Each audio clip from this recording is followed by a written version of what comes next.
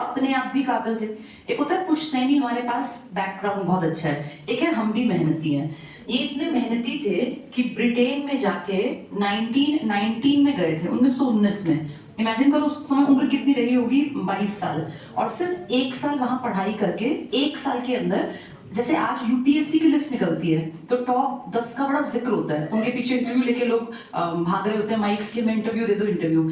आज तो बेटा बहुत सारे साधन हैं, तब साधन नहीं थे। ब्रिटेन में जाके 1 साल रहे और वहां 1 साल में इतनी मेहनत की, इतनी मेहनत की कि टॉपर में 4th रैंक था इनका। बहुत बड़ी अचीवमेंट होती है। अंग्रेजों के बच्चे बैठते थे ज्यादातर उस एग्जाम में, क्योंकि वो इस सोच के साथ बड़े होते थे कि तुम्हें राज करना है भारत पर और तुम्हें वहां की ब्यूरोक्रेट्स में बड़े आदमी के रूप में जाना है। वहां उनके बच्चों के बीच में 1 साल रह के इतनी अच्छी तैयारी की, इतनी तगड़ी तैयारी की जैसे तुम पढ़ रहे हो, इससे बहुत ज्यादा बेहतर कि 4th रैंक आ गया। वापस आए तो पूरा जैसे होता है ना, एक खुशी होती है, अब तुम लोग लग जाओगे, तुम्हारे पेरेंट्स को भी खुशी होगी। उस खुशी के रूप में इनके पापा ने, इनकी मदर ने उस टाइम पर एक पार्टी दी। जाने मानी बड़ी हस्ती थे, इनका खानदान ना अमीर थे ये लोग। जैसे ये हो गए उड़ीसा से, ऐसे बिहार, बंगाल, ये 3 टेरिटरी में खूब खाते पीते घराने के लोग थे।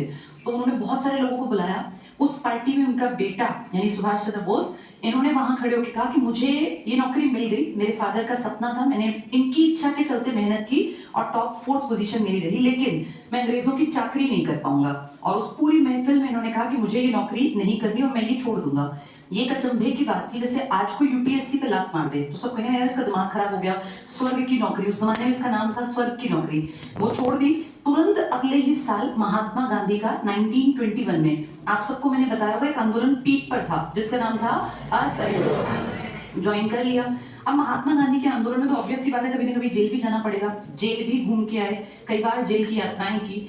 गांधी जी के साथ बहुत ज्यादा पीछे चलने वालों में से नहीं थे, ये थे कि भैया गांधी की ये बात है, मेरी ये बात है, गांधी जी को मैं अपनी बात समझा पाऊं, गांधी मेरी बात भी समझ पाए। दोनों में एज गैप काफी था। गांधी का बर्थ ईयर 1869, इनका 1897, यानी दोनों के बीच में लगभग 20-22 साल का गैप था। इतने गैप में ना क्या होता है, सोच समझ के दायरे में फर्क पड़ जाता है। तो 20 क्यों, लगभग 30 साल का मान लिया, 28 साल का गैप। 20 साल तो नेहरू ही छोटे थे और ये नेहरू से भी छोटे थे। तो वहां जाके ना कहीं कहीं शुरुआत में तो गांधी जी इनके भाई हाँ ठीक है, गांधी ने कह दिया मैं करूंगा, मन नहीं है तब भी वो काम करूंगा।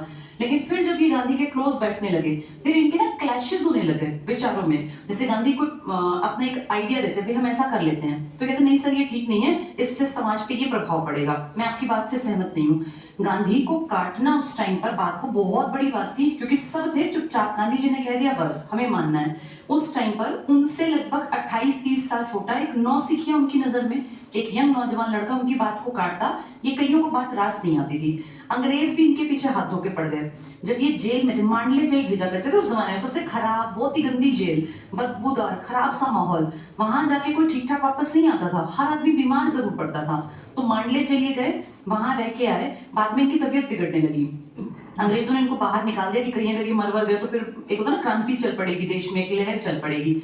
फिर वहां से निकले, फिर दोबारा इस तरह के कामकाज में दोबारा पकड़े गए। महात्मा गांधी, एक टाइम ऐसा आया था जब इनकी सोच का जो दायरा था वो लोगों तक पहुंचने लग गया, लोग इनकी सोच से प्रभावित होने लग गए। और जैसा सर ने अभी बताया 1938-1939 2 साल लगातार ये कांग्रेस के अध्यक्ष बने। अध्यक्ष मतलब सबसे पावरफुल पोजीशन, सब नीचे हैं, अध्यक्ष सर्वोपरि, उसकी मर्जी से पूरे 1 साल तक की पॉलिसी बनेगी।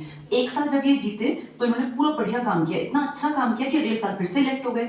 ये बात कहीं ना कहीं गांधी जी को मन पे चुभी और गांधी जी ने कहा कि शायद कांग्रेस अब मेरी विचारधारा से प्रभावित नहीं है और शायद कांग्रेस को सुभाष की जरूरत है। सुभाष चंद्र बोस को ये बात चुभ गई और उन्होंने कहा कि मैं कांग्रेस का त्याग करूंगा, मुझे तो काम करना है, मैं अपनी अलग पार्टी बना के करूंगा और कांग्रेस को, इस देश को गांधी की जरूरत है। और जीती हुई कुर्सी से उन्होंने बेटा त्याग पत्र दे दिया 1939 में। वहां पट्टाभी सितार में यहाँ हारे थे, पर एक्चुअल में पट्टाभी किसके जगह पर गांधी ने खड़े किए थे। तो बहुत लोगों ने इसको पट्टाभी की हार ना मान के गांधी की हार माना। ये छोड़ के वहां से अधिवेशन में अध्यक्षता, अपना वो मेडल जो पहना था उतार के गांधी जी के चरणों में रख के चले गए। फिर इन्होंने पार्टी बनाई फॉरवर्ड ब्लॉक 1939। आज 2025 में भी बंगाल में फॉरवर्ड ब्लॉक नाम की पार्टी चल रही है। पर बेटा समय के साथ जैसे जरूरतें बढ़ती हैं वैसा काम नहीं किया, इन्होंने बहुत काम किया था। बाद में फिर इनको फिर से मांडले जेल भेजा गया, इनकी तबीयत ज्यादा बिगड़ गई तो इनको घर में भेज दिया वापस, नजर बंद कर दिया कि घर में कोई इनसे मिले ना, ये लोगों तक अपनी बात ना कह पाए। तब ये फोन वोन सोशल मीडिया तो था नहीं, किसी को बात करनी है तो बाहर जाके बात करनी पड़ती थी। घर के बाहर 2 सिपाही बैठ गए कि बाहर ना निकले, ना कोई इससे मिले ना ये बाहर जाए। लेकिन ये बहुत ज्यादा समझदार और चालाक थे, वहां से जैसे तैसे भेष बदल के ये बाहर चले गए और फिर ये विदेश यात्रा पर गए, जहां इन्होंने मुलाकात की दुनिया में उस जमाने में सबसे बड़ा नाम हिटलर का था, क्योंकि सेकेंड वर्ल्ड वॉर चल रहा था। हिटलर से मुलाकात की, हिटलर ने कहा भाई मैं फिलहाल बहुत परेशानी में हूँ और मेरे देश का रशिया के साथ बहुत पंगेबाजी चल रही है, मैं तुम्हारी ऐसा सच मदद नहीं कर पाऊंगा, लेकिन तुम्हारी बात जायज है, ब्रिटिशर्स को तुम्हारा देश खाली करना चाहिए, तुम जापान चले जाओ, अपनी बात वहां रखो, वो तुम्हारी मदद करेंगे। फिर बेटा वहां से ये जापान के तोजो से मिले, तोजो ने कहा मैं मदद कर दूंगा, और इनको एक तरह से एश्योरेंस मिल गया कि अगर मैंने अपने देश की आजादी की शुरुआत कर दी ना, तो मुझे हेल्पिंग हैंड जापान दे देगा। जैसे जापान ने कहा हम एयरफोर्स का जो कामकाज है वो हम दे देंगे, प्लेन्स पहुंचा देंगे, आपकी फौज तक खाना पीना सामग्री सब हम पहुंचा देंगे। तो इन्होंने उस चक्कर में एक विश्वास होता है कि हाँ मेरी मदद करेगा, इन्होंने अंडमान निकोबार को तो आजाद करा लिया था, हिंद स्वराज ये 2 नाम रखे इन्होंने उन द्वीपों के। फिर वहां से इनकी आजाद हिंद फौज मेहनत करते करते, वो जो फौज बनाई थी ना इन्होंने, एक्चुअल में वो भी पहले बनी हुई थी, कैप्टन मोहन सिंह एक पुराने जमाने में उन्होंने काम कर दिया, पर वो उतने एक्टिव नहीं थे, इन्होंने एक्टिवली काम किया और एक अपनी फौज के रूप में इन्होंने अपनी एक प्रॉपर एक सेना तैयार कर ली, जिसमें इन्होंने अलग अलग आदमियों के नाम पर 3 रेजिमेंट, अपने नाम की सुभाष, नेहरू की और गांधी की ब्रिगेड बनाई, और एक महिलाओं के नाम पर अपनी लक्ष्मीबाई। फिर ये इतनी हिम्मत कर गए क्योंकि इनको था कि मेरे बैक पे जापान मेरी हेल्प करने आएगा। इनकी आजाद हिंद फौज ने अंग्रेजों के जमाने में, तब तो हमारा हिस्सा अंग्रेजों के हाथ में था, मणिपुर की जमीन तक ये पहुंच गए। इन्होंने अपना जो इनका झंडा था ना, वो ये तिरंगा या चरखे वाला नहीं था, इनके झंडे पर शेर बना हुआ था, इन्होंने वहां अपना झंडा गाड़ दिया कि मणिपुर की जमीन से अंग्रेजों को इन्होंने उखाड़ के बाहर भेज दिया। अंग्रेज वहां से निकल आए, लेकिन प्रॉब्लम थी कि मणिपुर के एरिया में ना नॉर्थ ईस्ट में बारिश बहुत होती है, दुर्गम रास्ते हैं, वहां ऐसा हमारे जैसा प्लेन नहीं है, तो सेना को आगे बढ़ने में दिक्कत आती है। वहां जगह जगह पर सेना को एयरफोर्स की जरूरत पड़ती है। अब एयरफोर्स की मदद देने का वादा कर रखा था जापान ने, लेकिन हम जानते हैं वर्ल्ड पॉलिटिक्स में बहुत बड़ा एक एकदम से चेंज हुआ और जापान के 2 शहर हिरोशिमा और नागासाकी पर अमेरिका ने बम गिरा दिए। जापान अपनी उलझनों में फंस गया, तो जापान से जो एक्सपेक्टेड हमें मदद मिलनी थी वो नहीं मिली और मणिपुर में जाके हमारी सेना फंस गई। आजाद हिंद फौज को मैसेज दिया गया कि भैया एयरफोर्स नहीं आएगी, तुम्हारा खाना नहीं पहुंचा पाएंगे ना हथियार, तो बहुत रिस्की होगा कि तुम अकेले आगे कैसे बढ़ोगे, कहां से मैनेज करोगे, वापस आ जाओ। आजाद हिंद फौज के सैनिकों को धक्का लगा गया, कितनी मेहनत करके उधर आदमी मन बना के जाता है। 1944 में सिंगापुर के रेडियो स्टेशन से सुभाष चंद्र बोस ने महात्मा गांधी के लिए शब्द इस्तेमाल किए थे, फादर ऑफ द नेशन, कि हे राष्ट्रपिता, ये अंतिम लड़ाई है जो हम लड़ रहे हैं, इसके बाद हम लड़ाई नहीं लड़ेंगे और इसमें देश को आजाद करा लेंगे, हमें आपका आशीर्वाद चाहिए। लेकिन वहां फिर जापान का पीछे हट जाना, ये घटना थी बेटा 6 और 9 अगस्त की। सिर्फ कुछ दिन बाद 18 अगस्त यानी इसके ठीक 9 दिन बाद सुभाष चंद्र बोस गायब हो गए।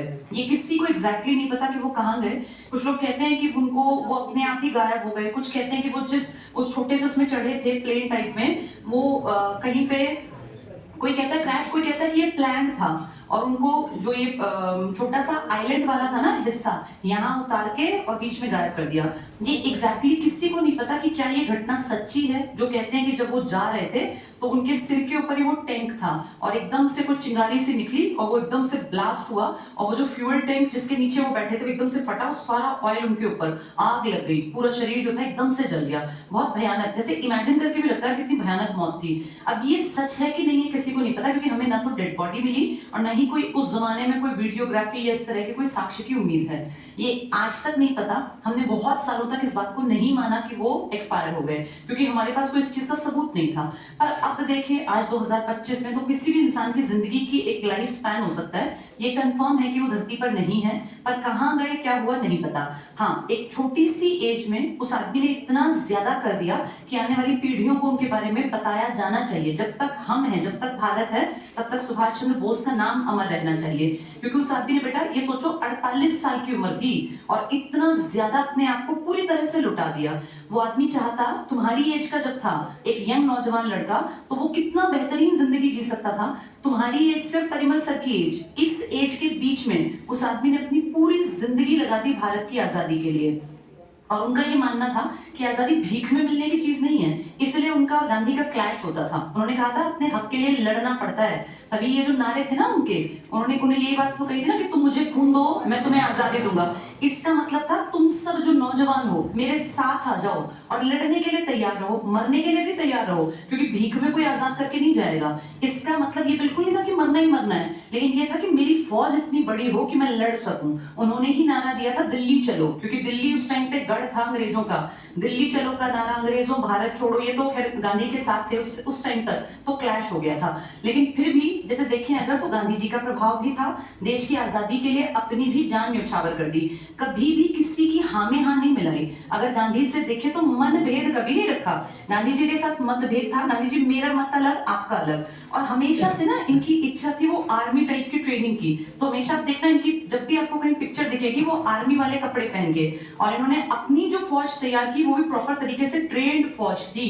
बाद में फिर इनकी ही आजाद हिंद फौज के 3 आदमी बड़े चेहरे पकड़े गए थे, जिनपे दिल्ली के लाल किले में मुकदमा चला था। सहगल ढिल्लो सुने होंगे ना तुम लोगों ने, ये शहनवाज खान। बाद में फिर उनके ऊपर केस चलाया था अंग्रेजों ने, ये सोच के कि बेइज्जती करेंगे आजाद हिंद फौज की, लेकिन पूरे देश में पॉजिटिविटी की लहर पहुंच गई थी। तो आज वो दिन है। सुभाष चंद्र बोस ने जो उस टाइम पे किया वो उस टाइम की जरूरत थी। आज की जरूरत है बेटा पढ़ लिख के काबिल बनना। देश में इतनी बड़ी आबादी है, लेकिन हमारे देश में आबादी को अगर हम ठीक ढंग से समझे ना तो ये एक ह्यूमन रिसोर्स भी है। जैसे चाइना में भी तो आबादी ज्यादा थी, लेकिन उसने अपने लोगों को काम पे लगा दिया। हम लोगों की भी जरूरत है। सब लोग एक चीज नहीं कर सकते, लेकिन अपनी जरूरत को पहचाने कि भाई मेरे घर का माहौल कैसा है, मेरी चीजें कैसी है, मैं क्या बेहतर कर सकती हूँ या कर सकता हूँ, और वैसे निर्णय लो बेटा। गलत रास्ते से बिल्कुल दूर रहो, नशे से बिल्कुल बच के रहो। लाइफ में अपना एक टारगेट बनाओ और अपनी इस एनर्जी को फोकस कर दो उस एक टारगेट पे। हम सब जब यंग होते हैं ना, तुम्हारी एज में नौजवान, तो एनर्जी बहुत ज्यादा होती है। आप जिस चीज में अपनी जिंदगी के 2-3 साल अब लगा दोगे ना, वही आपकी लाइफ को आगे 50 साल तक आराम से खींच के ले जाएगा। ये 2-3 साल अपने ऊपर इन्वेस्ट करो, बहुत ज्यादा मेहनत करो, और अगर तुमने रास्ता पकड़ लिया है इस सरकारी नौकरी का, तो फिर इस पे जम के चलना है। जब तक हमें मंजिल ना मिल जाए तब तक पीछे नहीं हटना। तो अपनी लाइफ के ना टारगेट सही रखना, और ये एक दिन या आने वाले जितने दिन हो, जब जब इनको याद करें तो ये सोचें कि इनके पास कितना अच्छा मौका था। खूब पैसे वाले रईस खानदान में थे, ऐश करते, क्यों जरूरत थी मरने की, और क्या ही निकाला, ना कोई परिवार, ना बीवी, ना बच्चे, कुछ नहीं आता पता। जिंदगी कैसे घूम घूम के डेड बॉडी भी नहीं मिली। लेकिन बेटा जिन लोगों ने कुछ सेक्रीफाइस किया है ना, उन्हीं का नाम अमर हुआ। इनके घर परिवार में जिन लोगों ने बहुत अच्छी जिंदगी जी, उनका नाम भी नहीं है, इनका नाम है। और जाने के कितने साल बीत गए, आज अगर देखें तो लगभग 80 साल हो गए ना इनको गए। 1945 से 2025 में बैठे हैं। 80 साल बाद भी आज भी हम अपने घरों में अपने बच्चों को या अपने स्टूडेंट्स को ये कहानियां सुना रहे हैं, ताकि तुम लोगों से ये अगली पीढ़ी तक जाएं, ये बातें यहीं दफन ना हो जाएं, ये पीढ़ी दर पीढ़ी हम लोग दूसरों को बताते रहें, ताकि सब लोग इस बात को समझें कि जिंदगी में बड़ा महत्व है कि हम जवानी में अपनी एनर्जी को, फोकस को किस तरफ लगाते हैं। इन लोगों के पास बहुत सारे ऑप्शन थे, लेकिन इन्होंने सबसे टफ रास्ता चुना, और आज सबका रोल मॉडल है। यार कितना गजब का लड़का था, कितना बुद्धिमान था। तो ये ध्यान रखना है, और अपनी एनर्जी को गलत डायरेक्शन में नहीं ले जाना। हमारे ही सामने वो आईआईटी वाले बाबा भी हैं जो आजकल फेमस हो रहे हैं। उस लड़के ने बहुत एनर्जी थी बेटा उसमें भी, वो भी बहुत कुछ बेहतर कर सकता था, लेकिन देखो समाज की इन गड़बड़ियों ने, रिश्तों के आपस की इस खटास ने उस लड़के की सारी एनर्जी को खत्म कर दिया। और फाइनली उसको दिखा कि धर्म का रास्ता ही मेरे लिए सबसे बढ़िया है। खराब नहीं है धर्म का रास्ता, पर फिर भी इससे भी ये सीख लेनी चाहिए कि अपने घर का माहौल तुम्हें अच्छा रखना है। हो सकता है जो माहौल तुम्हें अभी मिला हो खराब हो, क्योंकि इंडिया में मैक्सिमम घरों में ये बेसिक समझ नहीं है कि घर का माहौल अच्छा रखना चाहिए। अगर तुम्हें खुद को खराब माहौल मिला है ना बेटा, तो अगली पीढ़ी को खराब माहौल मत देना। अपने घर के माहौल को सुधारने की कोशिश रखना, और जरूरी नहीं कि पैसा गारंटी दे कि हमारा माहौल अच्छा होगा, ये आपकी अपनी समझ होती है। जैसे एक छोटा सा जीवन मिला है, खूब मेहनत करें, खुश रहें, ईमानदार रहें, अपने रिश्तों में ईमानदारी से काम करें, तो हम थोड़े पैसों में जिंदगी अच्छी काट सकते हैं। तो ये कुछ चीजें सीखनी है हमें, और आज की जरूरत और जब सुभाष चंद्र बोस थे तब की जरूरत सेम नहीं है। अब समाज बदल गया, अब तुम्हें मुझे हमें कहीं सर नहीं कटाने जाके, लेकिन इस आजाद भारत में हम विदेशियों से सीखें कि उनका हैप्पीनेस इंडेक्स में इतना ऊपर नंबर है, वो खुश रहते हैं। हमारे इंडिया की बेसिक दिक्कत क्या है, हम दुखी ज्यादा रहते हैं, और दुखी होने के कारण हम बहुत जल्दी आसपास से ढूंढ लेते हैं। जब तुम्हारे पास गाड़ी होगी तो दुख का कारण बनेगा पड़ोसी की बड़ी गाड़ी। इस बात को हमें समझना पड़ेगा, कहीं जाके तो ठहरना पड़ेगा ना। हाँ, बेसिक चीजें हमारे पास जरूर हो, एक अच्छा घर बनाने लायक, एक आज के जमाने की जरूरत है गाड़ी भी हो बेटा। घर में कोई बच्चा एकदम से बीमार हो गया, बुजुर्ग, तो तुम्हारे पास गाड़ी हो तो आना जाना आसान हो जाता है। उतना सब पाने के बाद फिर सोचना चाहिए अब जिंदगी का कोई और बढ़िया उद्देश्य पूरा करे। भाग दौड़ में नहीं लगना है, एक चीज को अचीव करके फिर उस जिंदगी को जीना भी है। और मुझे ऐसा लगता है तब तुम यहाँ पढ़ रहे हो तो वैसे भी परिमल सर बहुत बार तुम्हें जिंदगी जीने के फलसफे बताते ही रहते हैं। हमेशा दुखी मत रहा करो, ये एक फेज है, तुम जिस फेज में हो ना, ये स्ट्रगलिंग फेज है, ये निकल जाएगा। 2-4 साल बाद तुम इस फेज को याद करो और तुम्हें खुशी मिलेगी। आज जो लोग दफ्तरों में बैठ के हमारे स्टूडेंट्स काम कर रहे हैं ना, जब वो वीडियो को देखेंगे फेसबुक पे तो उन्हें खुशी में याद आएगा कि हम भी कभी ऐसे कमरे में बैठ के पढ़ते थे। तुम लोगों के चेहरे जब फेसबुक पे बहुत लोग देखते हैं ना, वो याद करते हैं हम भी कभी ऐसे बैठते थे, हम भी कभी श्रद्धांजलि देते थे, हम भी कभी जयंती मनाते थे। तो ये बेटा ये बहुत सुंदर फेज है तुम्हारी जिंदगी का। इसकी सुंदरता का आभास तब होगा जब सक्सेसफुल हो जाओगे। जिस दिन वो घड़ी लेकर जाओगे ना अपने घर में, तब ये दिन बहुत याद आएंगे। तो अपने आप को सही दिशा में रखना, सही रास्ते पर रखना, गलत कुछ भी मत करना। और सबसे बड़ी तुम्हारी आत्मा है जो तुम्हें टाइम टू टाइम बताती भी है कि तुम गलत रास्ते पे हो, उसको मारना नहीं है। अपने अंदर की मानवता को जिंदा रखना है, ईमानदारी से मेहनत करते जानी है, और लाइफ का अपना एक टारगेट है जिसको अचीव करना है। वो टारगेट सबके अलग अलग होंगे। अभी तुम्हारा पहला पड़ाव है इंडिपेंडेंट बनना, पैसे कमाना, अपनी लाइफ को सही डायरेक्शन देना। फिर इसके आगे अलग जिंदगी स्टार्ट होगी बेटा, वो भी एक अलग फेज आएंगे, अलग अलग। और लाइफ में ना हमेशा प्रॉब्लम्स आती हैं। ये मत सोचना नौकरी मिली को जिंदगी में दिक्कत नहीं आएगी, आएंगी, बहुत बड़ी बड़ी दिक्कतें आएंगी, लेकिन उसमें से ना निकलने लायक बन जाओगे तुम अगर तुम्हारे कंधे मजबूत होंगे। तो अपने आप को फाइनेंशियली एक बार स्टेबल कर लो, अपनी जिंदगी में कम से कम एक जगह बना लो। उसके बाद फिर जिंदगी में जैसे जैसे वो होता है ना, चक्रव्यूह है ये, इसमें से निकलने का रास्ता तुम्हें बार बार मिलता रहेगा। बाकी ईमानदारी से बेटा पढ़ाई करते रहना, और बस लाइफ में हमेशा एक टारगेट रखो, कल से बेहतर मुझे आज बनना है, और आने वाले कल में मैं जो आज हूं मुझे उससे बेहतर बनना है। किसी से कंपटीशन नहीं करना। तुम्हारे ताऊ के बच्चे, चाचा के बच्चे, बुआ का बेटा बेटी क्या कर रहे हैं छोड़ दो, हम बेहतर इंसान बने। जो कंपटीशन दूसरे से करते हैं ना, वो हमेशा दुखी रहते हैं। ये कंपटीशन अपने आप से है। जैसे हम 2024 में थे, हम 25 में उससे बेहतर बनेंगे। चाहे पढ़ाई की बात करें, इंसानियत की बात करें, पर्सनालिटी की बात करें, हर चीज में पहले से बेहतर बनना, ये अपना टारगेट रखो। खूब खुश रहो और मेहनत करते रहो।